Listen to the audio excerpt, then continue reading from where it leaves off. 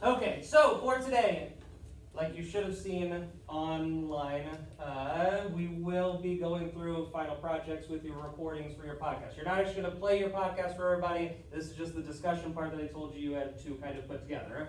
So part of the podcast was you did all your research last week, you recorded it last week, you turned it in. Good work, I got everybody so far. But I also said that you needed to have at least a couple questions that you could throw out to the group as part of kind of just moderating a conversation with everybody. And so that is still kind of one of the most essential parts that you're going to have here.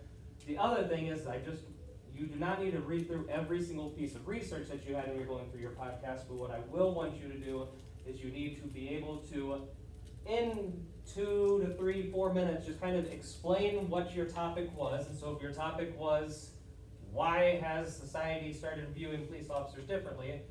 What did you find? What did you read? Did everybody in your group agree? Did they disagree? If your topic was, what is the history of blackface and why does it keep showing up in the media? Go through that real quick. It should not be more than about 5 minutes tops of you just kind of talk about your stuff. And it's okay if we don't even make it to 5 minutes, but give everybody kind of a crash course on your podcast.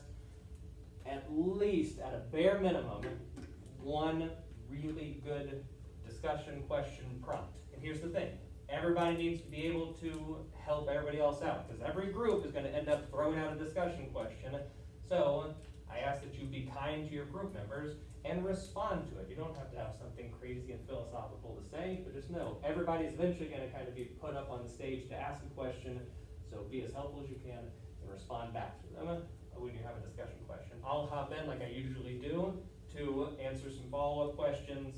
There's some of these things that I've got some data on just because I've done this project so many times and other people have talked about them, so be able to use me for that. But I will try to kind of take a step back from what I normally do and kind of let you guys run the conversation. This is a great time for some of you who maybe don't usually jump out and be the first ones to answer questions, just to kind of throw in your 2 cents on these things. If you are not the group who's actively sharing your part of the podcast, your discussion, all I'm asking you to do, everybody's going to get one of these pieces of paper. All I ask you to do is put your name on the top, tell me which topic was just talking about something, one interesting takeaway that you had when they were talking about their thing. It could be a fact, it could just be a thought they brought up, and then one follow-up question you might ask them. You don't have to, but just jot it down there. And then just in a couple words how you think they did. I'll probably just compile some of this feedback and let the groups actually see it. But for the most part, just a couple quick notes there. I just want to make sure I know what you are thinking and the other groups are going. This will kind of help everybody have a good takeaway from it. The entire 9 weeks we've been together, one of the biggest goals I've had is just you guys getting practice, talking about these tough subjects, and this is kind of the closer to see how well you guys learned from all of those. I'm going to give you all the pieces of paper now, just for you to hold on to. I'm going to give you about 2 or 3 minutes to quickly chat to your group, make sure you got your notes pulled together, a couple good discussion questions ready to go. Then I will say, let's move to circle time, we'll do that. Obviously, lunch will interrupt us about halfway through, but my goal is to get through almost every group today. We'll just kind of see how far we can get. I mean, sometimes these conversations kind of go off the rails, but that is okay. So I guess I'm going to say, go ahead, find your group, meet with them now, get at least somebody's computer, kind of the home base there. I'll bring these papers around, and then in about 3 minutes, we'll do go. All right, now that we're in circle time here and you all have your worksheets, we're going to see if we can get at least 3 groups in before lunchtime here, and then we'll try to get 3 or 4 in after that. And so, did I have any group who specifically wanted to go first this time? I've got a couple. We can go first. All right, so what was your topic again? Is New Pal racist? Is New Palestine High School racist? So it was... that was discussion topic number 1 for the podcast, right? Yeah. Okay. I'll ask this to every group first. Did you think that the podcast was easier or harder to research than you thought? It was a little harder than I thought. It was just kind of hard to keep conversation without any pauses for that long. Okay. All right, why don't you let everybody know kind of what you found through your kind of digging around and kind of what the overall themes were of your recording that you did. I think we overall agreed that while there are a select few people or a couple of groups of people that are racist, I don't think that they should represent the whole community. Yeah. And I don't think the whole community should be seen as racist. The whole school. Because I guess that's a good follow-up question right off the bat. Were you looking at it more so as the town in general or Kind the of both. school? Kind of both. Okay. So you'd put the same response to kind of both of them then? Because I mean, there's going to be bad people everywhere, and you can't let that like represent the whole community. Okay. I think you could say there's racist people in New Palette, just like there's racist people everywhere, but I don't think you could say New Palette as a whole is racist, or the high school, or whatever you want to say. It's obviously not very diverse, which doesn't help people's narrative. You know. Okay. What were some of the other things just while you were recording that came up in your conversation? We talked to some people, and some people said that when people experience racism, some black people fear for their lives. And in my opinion, I just feel like, obviously I'm a white male, which doesn't help, but I don't think there's any black people in New Palette who are fearing for their lives because of racism. And that's just my opinion. I actually had asked one of my friends who's Mexican if he had experienced any racism in our high school, and he said that there were maybe one or two people who called him slurs before. And I think that kind of goes along with our conclusion that there are select few people. Okay. What'd you have put together to ask the group as a whole here? Do you guys think New Palette High School is racist? It is a loaded question, but I think, and I know that it's incredibly vague, but I think that it's a valid one to gauge response on. So when you hear the question, is New Palestine High School racist? What's your reaction? I don't think so. Can you let me to elaborate? Yeah. Please, Let's hear it. please elaborate. I mean, I don't like. I think it's just hard to really gauge because I don't really go around people or going around asking people if they're racist. And the people who I know, I don't think they're racist. But I definitely I can think of some people who like say slurs like it doesn't mean anything, and I don't really think they're trying to do it hurtfully. But you know, that can be seen as someone who is racist. Okay. What do you think? I feel like I kind of agree with him, but because we're not very diverse, it's kind of hard for there to be a ton of racism. I feel like there definitely is some racism. A really popular book over the last year or so, and I've not read the entire thing, but the concept of the book, they say, is How to Be an Anti-Racist. Has anybody heard of this book before? How to Be an Anti-Racist? A couple of head nods. And by definition, which I'm not saying everybody has to agree with it, but by definition, their thought is you either are anti-racist, which means that you are outwardly outspoken against the concept of racism, and if you're not that, then by definition, you're kind of looped in as a whole. And so the bystanders who kind of sit there in the middle, you guys remember talking about bystanders? Yeah. By definition, if somebody sits by and lets that happen, it doesn't jump in to prevent it, they're almost just as complicit as who we would deem to be your select few of the racist people. If using that logic, does that change your mind at all? Because, well, I'll use this as a gauge instead. If you are walking from your last class to this class, and while walking down the hallway, you overheard a student talking to another student, and just jokingly in passing, they use a racial slur to that student. We'll just call it one of, like, the really bad racial slurs. Not that any of them are good.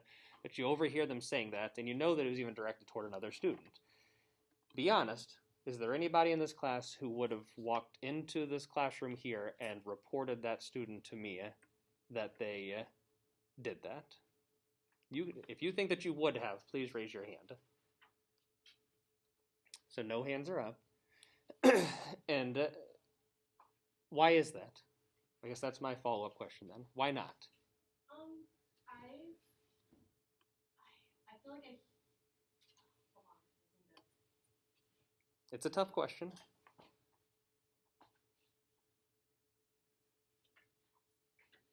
I don't know what good reporting it to you would do because I don't think that would make them stop.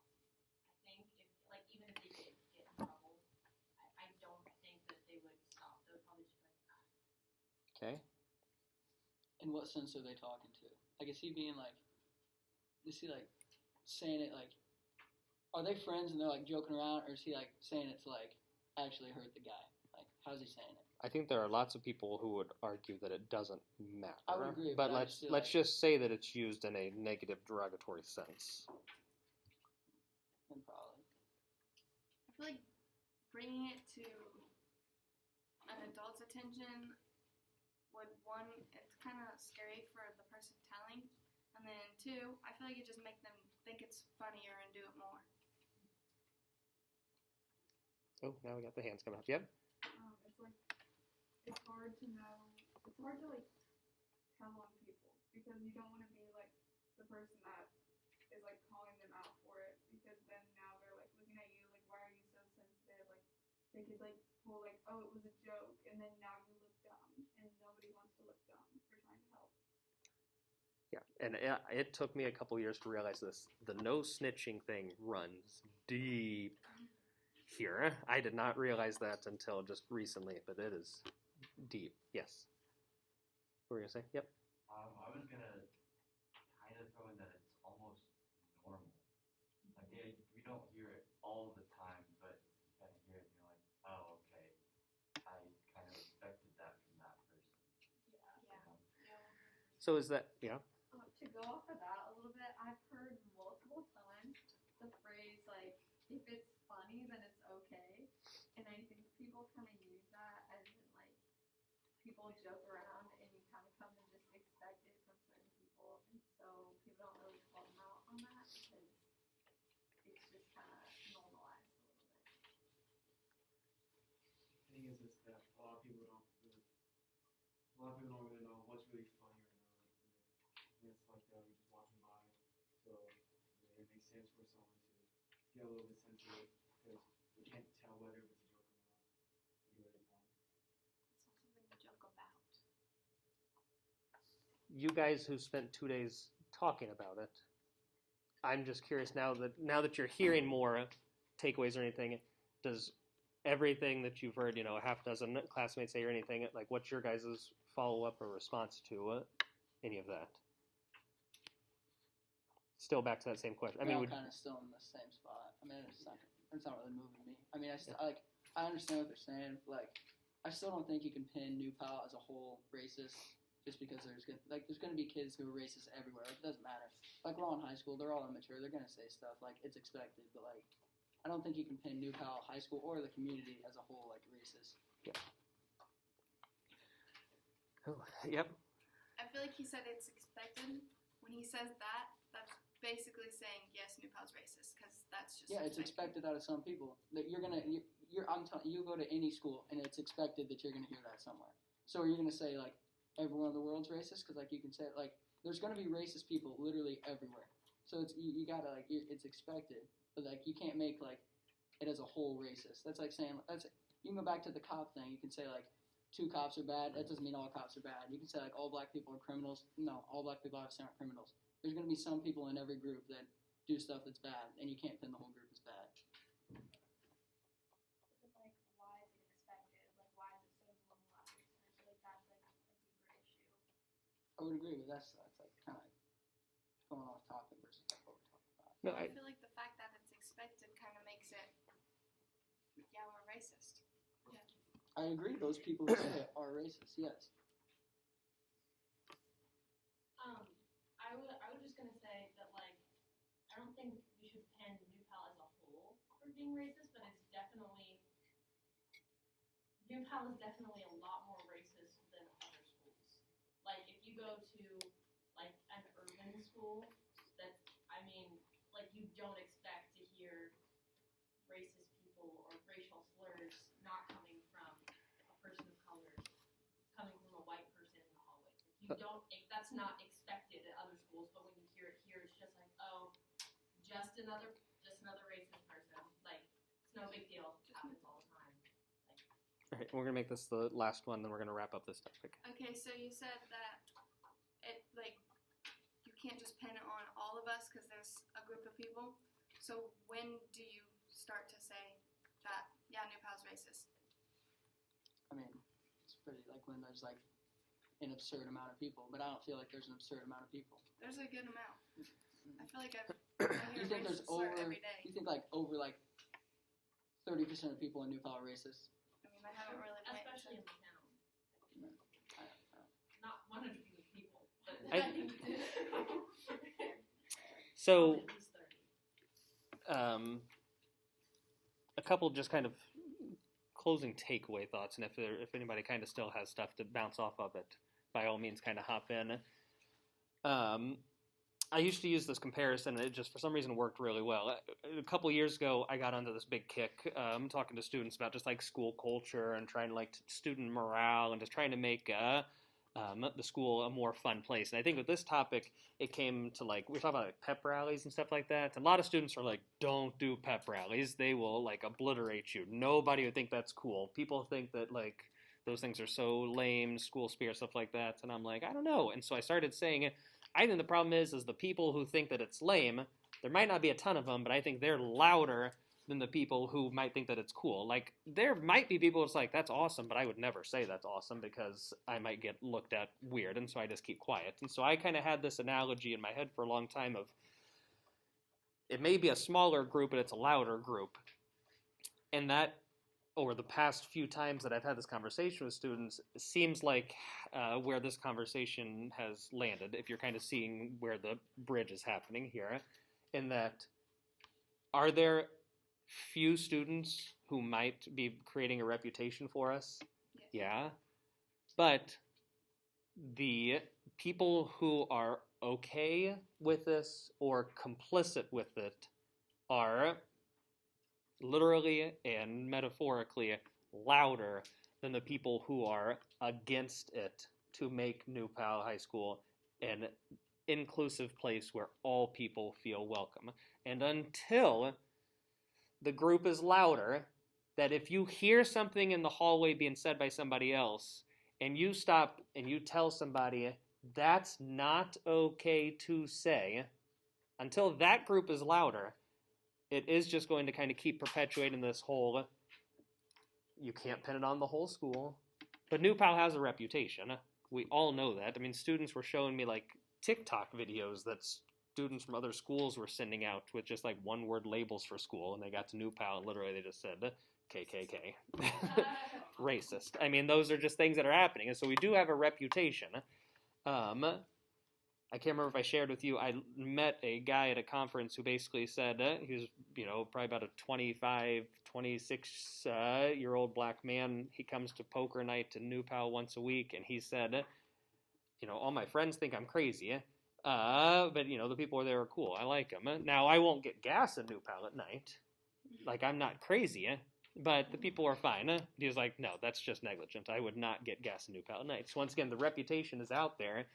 And you just have to ask yourself, as long as that reputation's there, are we perpetuating it? Are we pushing it forward? Or are we doing everything that we can to prevent it from happening? Great work to all of you. That was some good discussion right off the bat there. I think you guys took ownership of it and worked your way through it well. And so thanks to our group one here. I think you guys also raised your hand, and so we're going to go there next with 10 minutes until lunch, and so we'll see if we can sneak it in. What was your topic again? Felony convictions. Felony convictions. This might carry over past lunch, but we'll see. All right, what did you find in your research? Okay, so we researched their rights, what they have, and basically compared it to what we believe they should have. So a convicted felon loses their basic right to vote, right to own or use a firearm, and right to serve on a jury. Convicted felons are not allowed to apply for federal or state grants, live in public housing, or receive federal cash assistance, SSI, or food stamps, among other benefits. And then a felony charge stays on your record for life, and the only way to remove it is through expungement, which is a difficult task. And the more serious crimes, it's like harder to be expunged, which I think that makes sense. And then your expungement can be denied, and it usually takes about 8 to 12 weeks. That's some of the basic information we found. And then for the rest of our podcast, we kind of just conversated on that, what we think they should, like, what felonies should, I guess, kind of like, I can't get that method, hold on. Okay, so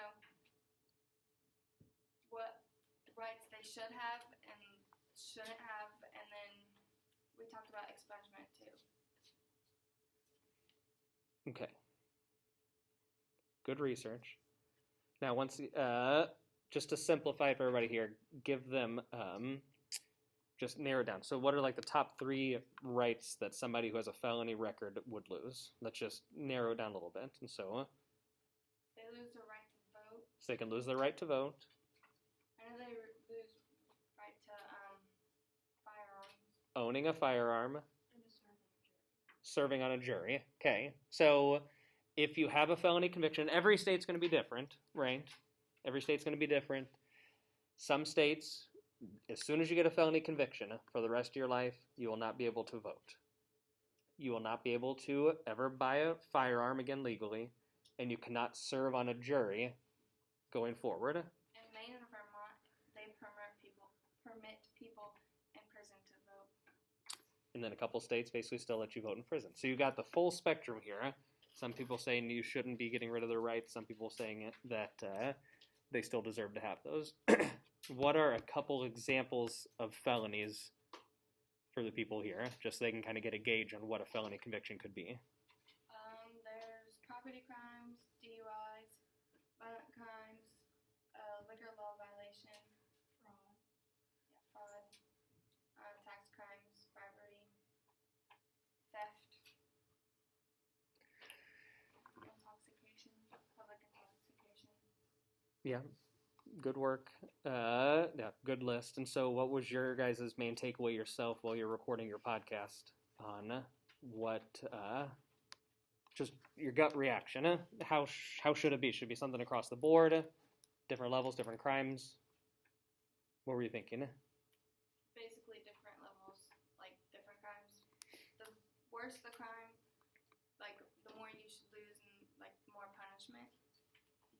So like if you just commit fraud, I feel like that shouldn't like just ruin your life, because you told us an example where she committed fraud because she didn't know she couldn't do something, and I feel like that shouldn't really just ruin her for the rest of her life.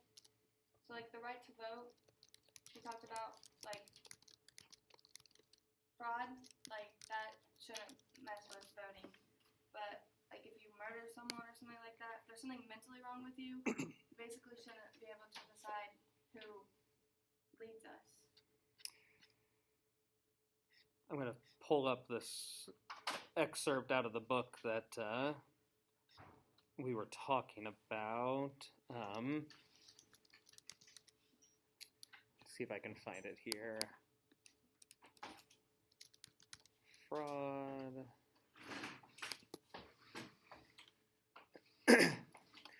All right. Listen to this, because this is probably going to carry us pretty close to lunch. Then after lunch, we're going to follow up on this story.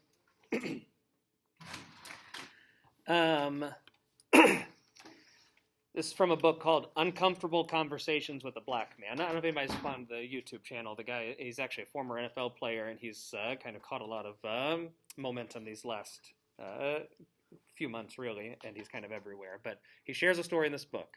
It says, in 2016, a woman named Crystal Mason walked to her local voting station to do, what her friends had been doing and encouraging her to do, vote. She's a mother of 3. She might not have voted had her mother not convinced her that it would set a good example for her kids. So she trooped down to the local polling station, and to her surprise, her name wasn't registered on the voting rolls. Determined, she cast a provisional ballot, meaning to be approved pending further checks. So if there's ever an issue at the voting booth, you just go ahead, you fill out the ballot anyways, and then over the next couple days, they go through and check to make sure you are or not legally allowed to vote there. She was a formerly incarcerated person, and as it turns out, she missed the fine print on the bottom of the ballot that read, quote, "I understand that it is a felony of the second degree to vote in an election of which I am not eligible." Not only did Mason fail to see the words, she was also unaware of Texas's super strict voting laws, the one that actually made her ineligible to vote. 3 months after she voted, she was called into a Fort Worth courthouse, handcuffed, and charged with voter fraud. A year or so later, she's convicted of fraud and sentenced to the harshest penalty possible, 5 years in federal prison, or in state prison. It hardly seemed a fair judgment for such a small oversight of a woman and mother of 3 who is just trying to do her civic duty. So the question is you may say right off the bat with the question of, if you have a felony conviction, should you lose the right to XYZ? Or should you have to identify it on your job applications going forward?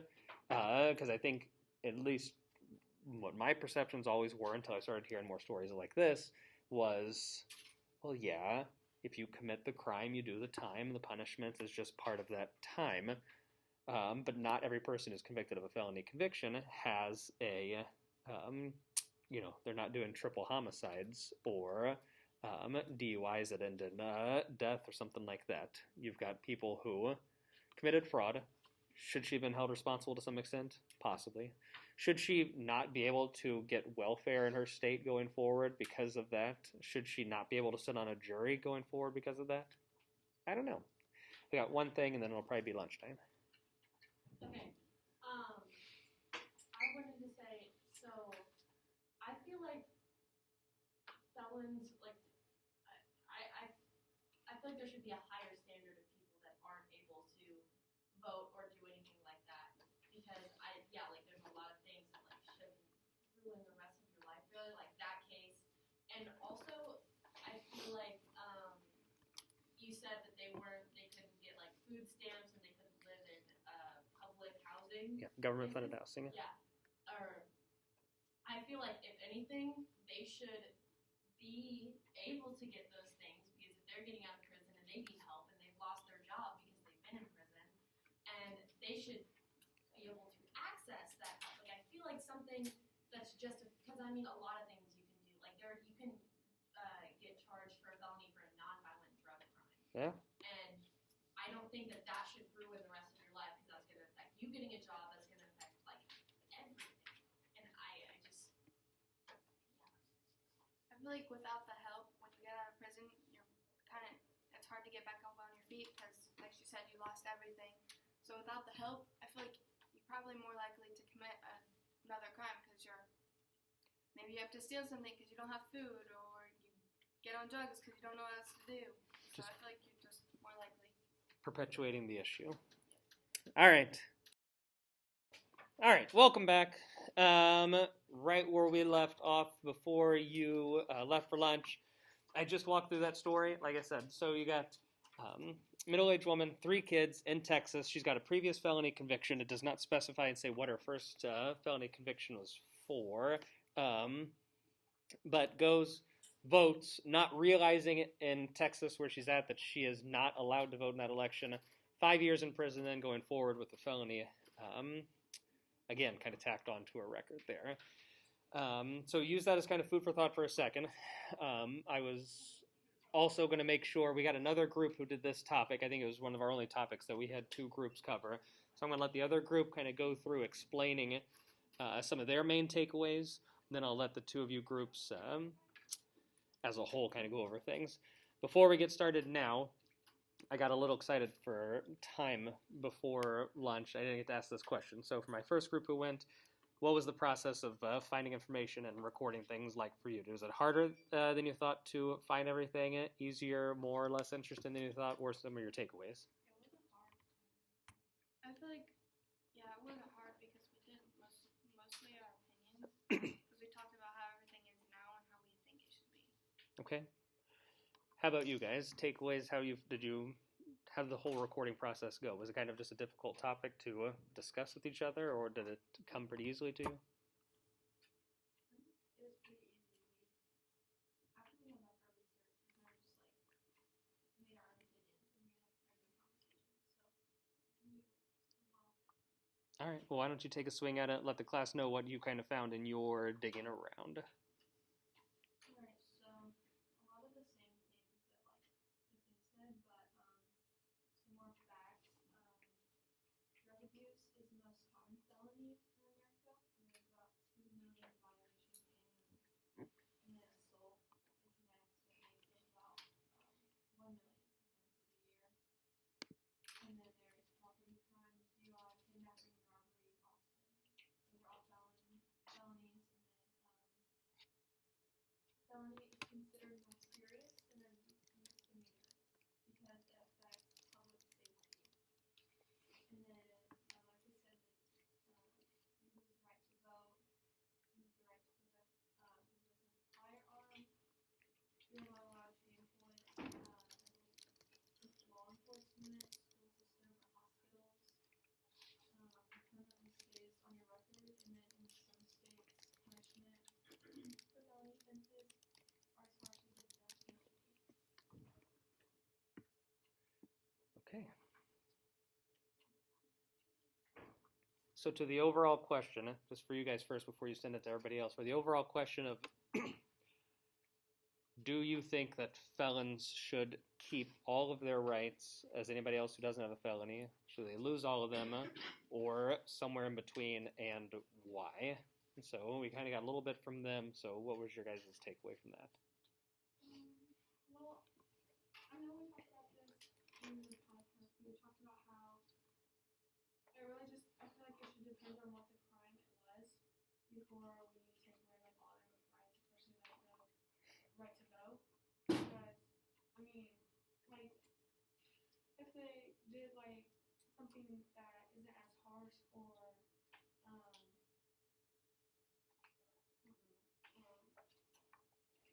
just as crazy about something like that, they should be able to vote still. But if it's like murder or something crazy like that, then it's just like the more things that should be taken away. All right. What question for the class did you guys have? What did you put together? We said, what rights do felons deserve to keep, like what everyone else thinks? What's your gut reaction feel like to that question? You've got somebody with a felony conviction. Should they be suffering consequences harshly for the rest of their lives because of that? Partially? What do you think? I feel like they should still be able to keep like most of their rights. I think if it's like a violent crime, I think they should having the right to own a firearm. Maybe because I mean there are other weapons that you can use, or is it? Can they still own weapons? Yeah, just firearms. I mean, that seems a little bit reasonable. I feel like jury that shouldn't really matter. I mean, it's just, but I do feel like they should be able to. They shouldn't have to specify whether they were a felon or not, because that affects them being able to get jobs for the rest of their life. And also, I think they should still be able to vote, because just because someone committed a felony doesn't mean that don't have good. I mean, that doesn't mean they shouldn't be like allowed to vote. That doesn't mean that they're not. Does this make any sense? Yeah. Yeah, and so I feel like they shouldn't get all of their rights taken away. They should still have some rights that should be taken away, but not all of them. I read the, so this is copy and pasted from the article because I didn't want to say it wrong, but it says today in at least 11 states, including Kansas, Ohio, Minnesota, and Rhode Island, restoration of firearms is automatic. Like the right to have a firearm without any review at all for many nonviolent felons, usually once they finish their sentence or after a certain amount of time crime-free.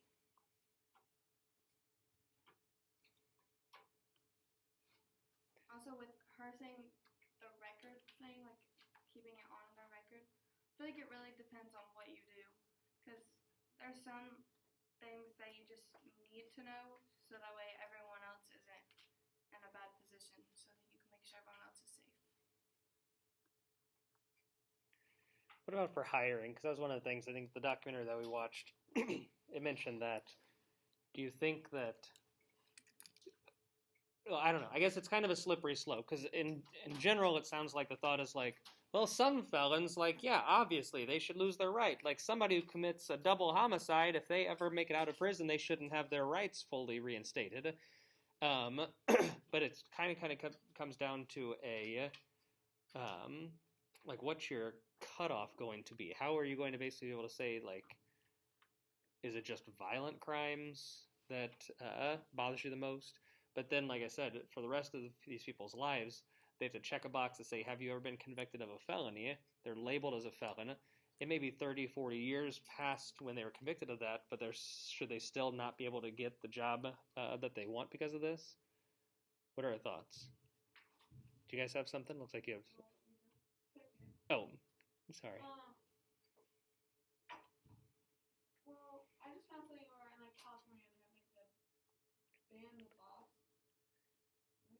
Yeah, Well, ban the box. Yeah, so like you can't be asked about your charge until you're in like the final position to get the job. Yeah. Yeah, and that was and that's a really good thing, because I tried to not go too much into that. I try to make it more so on the rights that you're going to lose, and so I'm always happy when a group kind of finds that. So good research there, because if you just basically, I mean, if they have if an employer at, I don't know, Kohl's, we'll just say, is hiring just a sales associate, they may get 30 applications for one job, and they may say the first thing they're going to do is just weed out anybody who checks the box that says they're a felon. Just, whoop, they're going to get rid of them. They're not even going to look at any of their qualifications, their work experience, any of those things. They're just going to get rid of that. What else you have? I feel like it being on their record kind of goes with what we've been reading about. Because, like, if you get charged as a kid, and you're just, because it's been proven that they're just immature and make mistakes, like, that would suck for it to just ruin the rest of your life. Especially with something small. Mm-hmm. Or smaller, I guess. Well, and I know one of you brought up welfare, right? You brought up basically they can lose food stamps and things. Yeah. Yeah, and that's one that they say that's not just even hurting the person. You know, you might be just trying to punish that person. That's hurting the entire family. It's the same thing. There's always an argument on should there be drug testing for people who are on welfare programs. And a lot of people say, well, yeah, obviously, if they're on drugs, they shouldn't be able to get government welfare. I don't want my tax dollars going toward that. But what you're ultimately doing is kind of harming their kids, the other people that they live with, and you know, that makes that a little bit of a stickier situation. Did you kind of have any different variation of a question for the group, or did the other group kind of We have cover a yours? few questions.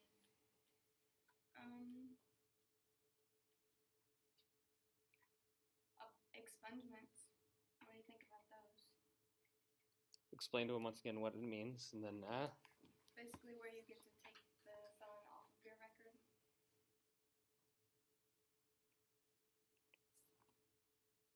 so should anybody be able to just completely remove a felony off their criminal record? Like even if they were charged or they were Especially, I mean, no, especially if they're found guilty of it. and they Because I think I brought it up a couple weeks ago. I think I talked about the guy who broke into my parents' house like 20 years ago. My parents just got a letter in the mail. I think he served 1 year in prison, but for whatever reason, he wants an expungement off his record. And he says, go in front of a judge and basically plead his case saying, I'm a different person, I'm a changed man. And part of it also is they wanted my dad's opinion as the victim. Do you think that's a good idea or not? And so, like I said, on one hand, I want to be like, absolutely not, this guy should suffer forever. But on the other hand, we read all these stories through Just Mercy over the last 9 weeks, and it makes it feel a little bit more complicated. So what do you guys think on that?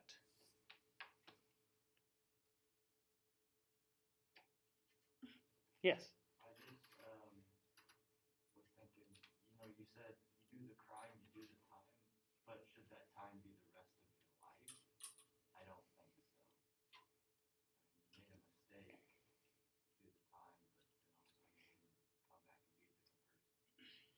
Okay, that makes sense. I think this kind of goes along with some of the other things we've been talking about with this topic, which kind of goes back to like, I think it depends on the severity of the crime. Like it's a little different depending on, what the person actually did. Yeah. It all really does depend. Because the phones are all different, and everyone always has a different story in a different situation. And in a perfect world, you've got unlimited funds and unlimited people that can go through every single case and try to make case-by-case decisions. But the way the system's just set up, it just takes so much time. All right, I think we'll wrap that one up. Great work, good research for both groups, and follow-up questions there. And all right, sorry about that. Not sure what happened there. So the next group that we had, I don't remember which number it was. What was your topic? Segregation and school busing. School busing today, modern day segregation. All right. So before we dive deep into it, how was the research process? Because I feel like this of any of the topics was probably the most obscure that we didn't really spend much time in class talking about. So was it easy, difficult to find stuff? Hard to find, like these schools. It's mostly, I feel like, opinion based. I mean, yes, there is some that's like, but like it's hard to find. It was a little bit difficult to find like actual research and stuff like that. I mean, for school busing, it was easier because it's more like laid out, I guess. But that's also, it's mostly like an opinionated subject. So I mean, that's why we were able to have a long podcast because there were 5 of us and it was just mostly opinions. And so I feel like the recording of the podcast was very easy. It just flowed. Like we weren't really worried about time or anything. So. I will allow you to do the first 30 seconds of talking, but then I'll ask that somebody else in the group carry the rest of it. So tell us what we got. All right, so the segregation, we kind of talked about how it's not there. It is an issue in some places, but it's not such a big issue where it needs to be talked about like widely. Like I obviously needs to be talked about where it's happening, but it's not such a big issue that it's like a widespread thing. And then So where are some places that it's happening? we didn't. I mean, we just. That's okay. I didn't know if it was. No, we didn't really have specific places, but Okay. like just from like knowledge. Yeah. We kind of went over it as like a general. Yeah, generalized. Yes. And then I'll explain what school busing is, and then I'll be done. Yeah. So school busing is basically the process of taking students from other school districts to diversify another school district. So, for instance, like if someone, a person of color they were to take a group of people of color and put them in the new house in an attempt to try to diversify that school, and we were trying to decide if that's right or if it's not right, and that's kind of like a little discussion of how we done. Hannah, so. Okay, so we were kind of just like looking at how different schools are like Newport, we're not really diverse, like have a lot of diversity, but like you go to like other schools and there's a little bit of it. So we just kind of looked at how our school is compared to how other schools are compared to like diversity. Yeah. That's good. One more thing I want to add is another topic that we discussed was the difference in funding of predominantly black schools and predominantly white schools. Mm-hmm. I have a stat right here. School districts who are predominantly students of color receive about $23 billion less in education funding than predominantly white school districts. That's kind of a problem. Mm-hmm. So what? like I said, the school segregation thing, there shouldn't be much of an opinion there. Obviously, the opinion should be we shouldn't have segregated schools. And so that one is definitely, it sounds like you guys did some of the research. Like I said, would have liked to have a little bit more of the specifics on it, but I think you guys got the overall idea. So on the busing thing, that's the one that's got way more kind of give to it. And so what were some of the things thrown out when you guys were discussing whether or not busing is an actual good thing to do or shouldn't really be considered?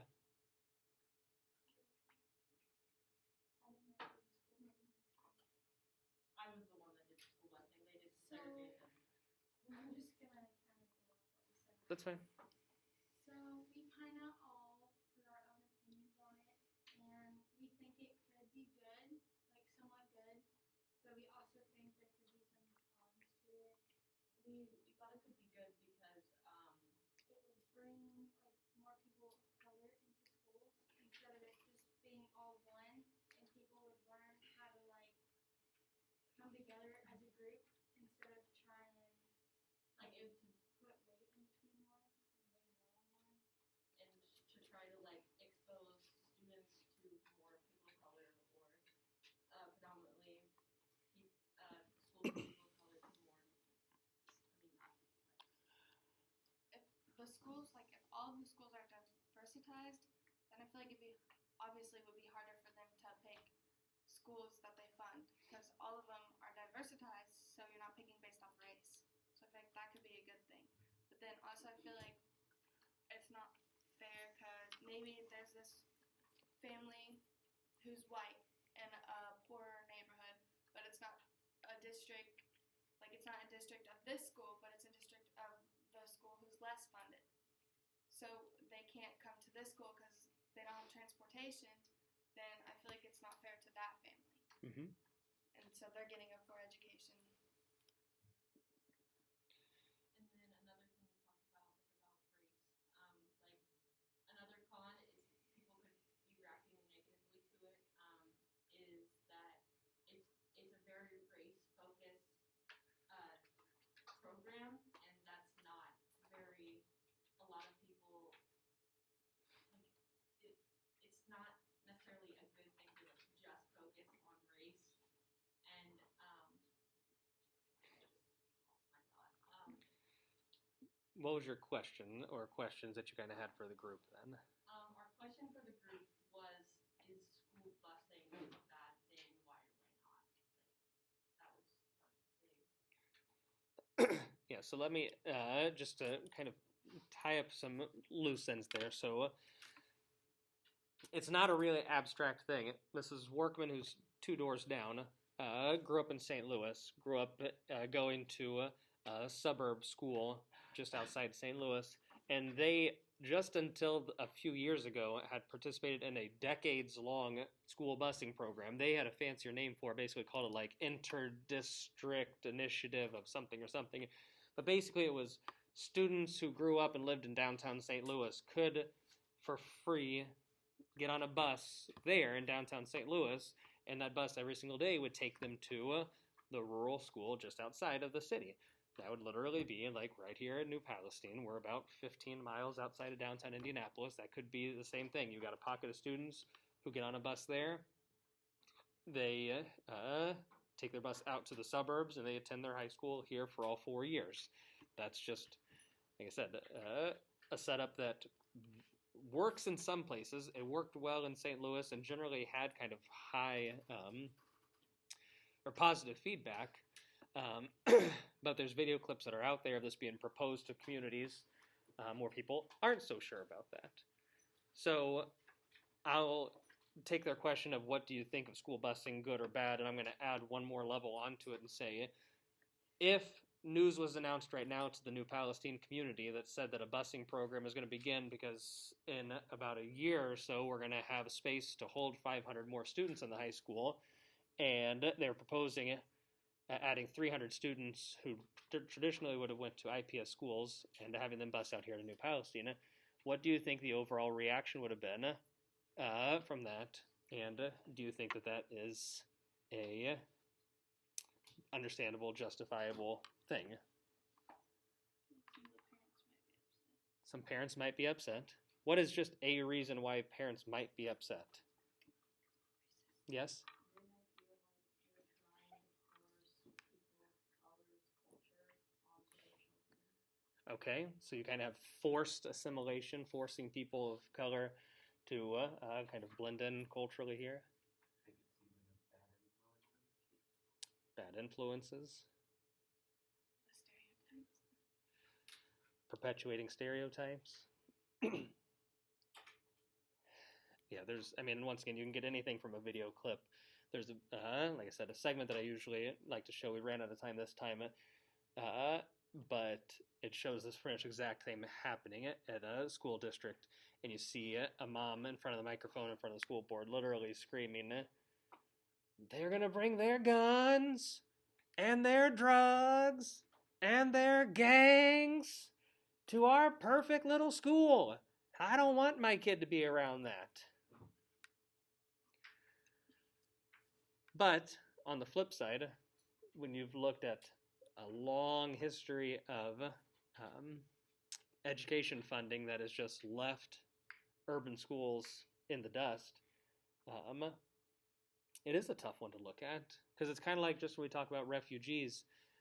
Do you punish people who just had the misfortune of being born in Syria and they're just kind of stuck there, and they wake up every day and they don't know if that's the day that their hometown's going to be bombed or not? Or should the whole world be trying to come and save as many as they can? Should a student who just so happens to live in an underfunded school district who has very few extracurriculars, very little academic support, and options for advancement, should they just basically be stuck there? I feel like the thing you said with the lady, like, she shouldn't even be able to have that argument, because every child should be given the same opportunities, and they have the opportunity to be, I don't want to say a good kid, but like follow the rules and everything, and if they don't, they'll get in trouble just like everyone else in school. But I feel like everyone should be still given that same opportunity. So we got community response. What do you think the students would say? I don't feel like they would care. You don't think students here at the school would care if that happened? I think there might be a few bad apples. I mean, like they were saying in their thing that just like a few racist people that would be like, we don't want them here, something like that. That wouldn't be, I don't think, a huge problem with the student body. So for my, just in about a minute or so wrap up here before I start kind of closing us out. So for you guys, I don't know, just I guess real quickly from all 5 of you who are in the group in like less than 30 seconds each, do you think that the idea of school busing is a good idea? Why or why not? I would like to hear from all of you briefly. I think it is because it gives the kids like experience with other people. It's not like it's not a bad idea. It gives everybody an option. I mean, it's better than nothing. It's part of what? It's better than nothing. Better than nothing. What do you mean by that? I mean, think about here, they get better education. You know, and most people don't really care where they're from, so at least they get that. Or just staying there, not really getting caught in anything. Better than doing nothing. Okay. I mean, I really think it's a good thing, and like they were saying, it would be harder to discriminate on schools against race because I mean everyone it would just be diverse, and there would be and it would also give kids to have an equal amount of like Yep. have an equal amount of diversity in their life, and I think that would be a good thing. Lily?